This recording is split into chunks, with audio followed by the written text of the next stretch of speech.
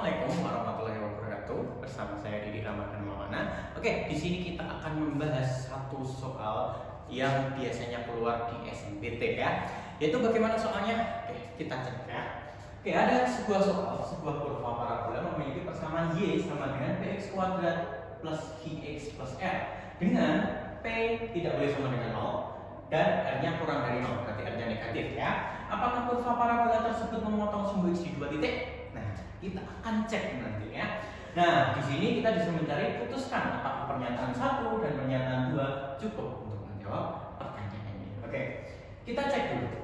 Kita harus tahu dulu bahwa ketika suatu kurva itu memotong sumbu x di dua titik itu ketika apa ya. Nah, kita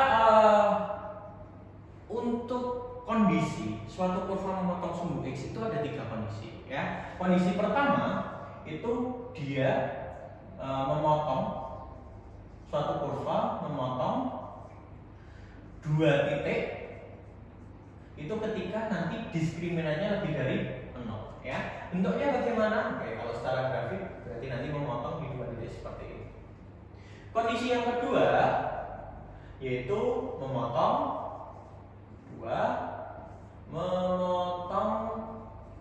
di satu titik. Nah, untuk memotong di satu titik itu nanti diskriminannya harus sama dengan 0 ya, atau menyinggung nanti. Dan yang terakhir, yang ketiga, dia tidak memotong malahan ya, tidak memotong sumbu x ya. Itu ketika apa? Diskriminannya kurang dari 0 ya, dia menggantung nanti. Nah, kondisinya kita harus tahu dulu. Berarti kalau dia kurva memotong di dua titik yang berbeda, sumbu x di dua titik yang berbeda, maka kondisinya harus d-nya harus lebih dari 0. Nah, kita juga harus tahu dulu d itu apa ya. D itu adalah diskriminan ya. Diskriminan di mana untuk mencari diskriminan itu nanti b kuadrat min 4ac. Nah, didapat dari mana? Persamaan kuadrat. Itu y sama dengan ax kuadrat plus bx. Nah, dari ini ya berarti ya. Nanti berarti a-nya adalah si p, b-nya adalah q, r-nya c. Oke, gitu. Nah, dari situ kita akan menentukan nanti ya. Benar nggak d-nya pasti lebih dari 0? Kalau benar berarti bisa menjawab pertanyaan. Kalaupun salah pasti salah juga bisa menjawab pertanyaan. Tapi kalau bisa benar di situ masih bisa positif bisa negatif belum tahu. Jadi tidak dapat atau tidak cukup untuk menjawab pertanyaan. Nah, kita cek dengan melihat pernyataan 1 dan pernyataan 2. Nah, ternyata di sini ada pernyataan per 1 itu titik puncak kurva ordinatnya y sama dengan akar 2. Kita harus tahu dulu cara mencari titik puncak gimana sebelum kita mencari di pernyataan 1 ya. Nah, untuk titik puncak sendiri bisa dicari dengan cara karena titik itu terdiri dari pasti x dan y. Nah, untuk x-nya itu bisa dicari dengan min b per 2a ya.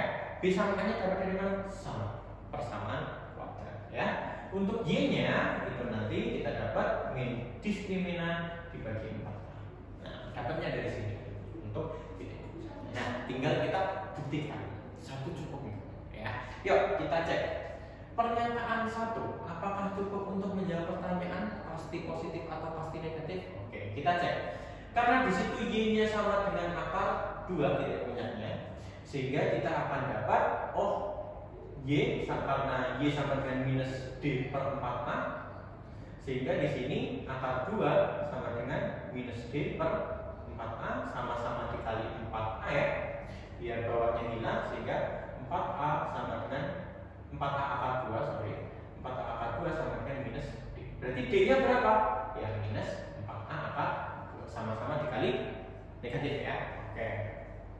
Nah, dari sini kita dapat d-nya minus 4a akar 2. Kita harus tahu dulu untuk a-nya ini. Nah, untuk a-nya ini di situ apakah positif atau negatif? Nah, di sini kan a-nya adalah si p ya. Nah, kita udah tahu belum untuk p-nya itu positif atau negatif. Di sini cuma dikatakan tidak boleh sama dengan 0. Nah, sehingga belum tahu ya. Maka p-nya bisa positif bisa negatif. Sehingga a-nya juga bisa positif bisa negatif. negatif, maka untuk satu saja belum cukup karena D-nya kita nggak tahu apakah positif atau negatif. Gitu ya. Oke, jadi satu belum cukup. Oke. Kita cek kalau dua saja gimana. Nah, untuk dua, aksis titik puncak kurva adalah X sama dengan 1 dan B-nya kurang dari 0. Sehingga nomor 2 kan X-nya sama dengan 1, B-nya kurang dari R. Kurang dari R ya, bukan kurang dari R. Nah, R-nya negatif ternyata di sini, kurang dari 0. Nah, karena R-nya negatif, sehingga P-nya juga akan ikut negatif. Ya kan? Karena R-nya negatif. Oke, kita sudah dapat P-nya negatif. Nah, kita akan cari, kalau P-nya negatif berarti karena P-nya tadi A ya, maka A-nya juga negatif, akan berlaku ya. Oke. Nah, di situ untuk mencari X itu adalah min B per 2 ya, seperti ini tadi. Nah, kita cek karena X-nya 1, kita masukkan aja 1 sama dengan min B per 2A, sama-sama dikali 2A, jadi 2A sama dengan min B. Nah, kita cek di sini ya. A-nya negatif. Ini. Sehingga ketika A-nya negatif, B-nya akan jadi positif ya. Karena kan ini negatif, negatif 2 kan sama aja, sama dengan min B, sama-sama dikalikan negatif, maka B-nya akan dapat positif. Sehingga kita harus cari dulu bentuk diskriminannya. Karena diskriminan adalah B kuadrat min 4AC ya. Di sini B-nya positif, A-nya negatif, dan R ini tadi adalah si C ya. C-nya juga kurang dari 0 atau negatif juga. Nah, dari situ kita dapat D-nya adalah B kuadrat, berarti positif kuadrat tetap positif ya, minus 4A kali C, min kali min, jadi plus juga.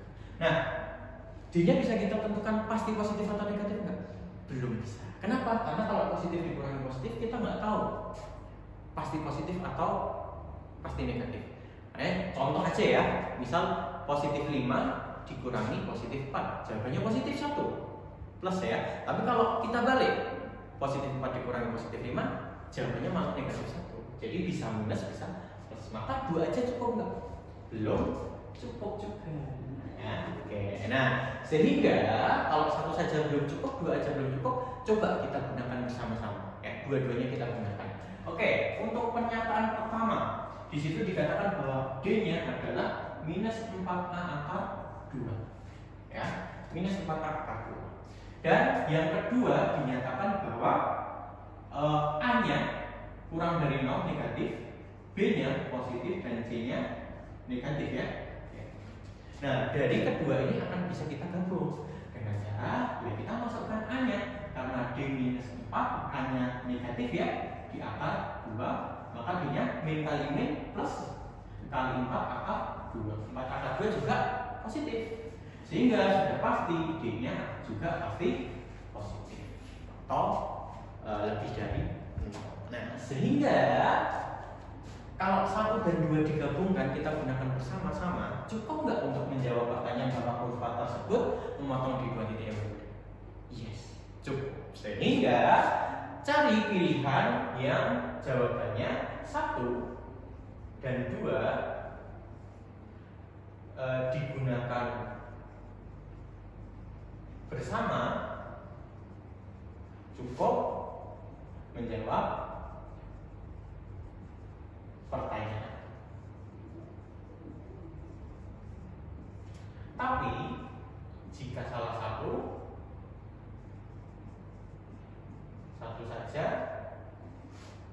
tidak cukup ya. Jadi kalau digunakan bersama-sama cukup, tapi kalau salah satu saja tidak cukup ya. Jadi soal untuk bentuk seperti ini, jawabannya biasanya di sini C ya, yaitu 1 dan 2 cukup untuk menjawab pertanyaan, sedangkan kalau digunakan salah satu saja tidak cukup. Oke, itu untuk pembahasan soal ini ya. Oke, bila ada salah kata, saya mohon maaf. Kalau ada pertanyaan silahkan tulis di bawah. Oke, sampai jumpa untuk pertemuan selanjutnya. Mohon maaf bila ada salah kata dan perbuatan maupun pengucapan, saya mohon maaf. Saya tutup. Assalamualaikum warahmatullahi wabarakatuh.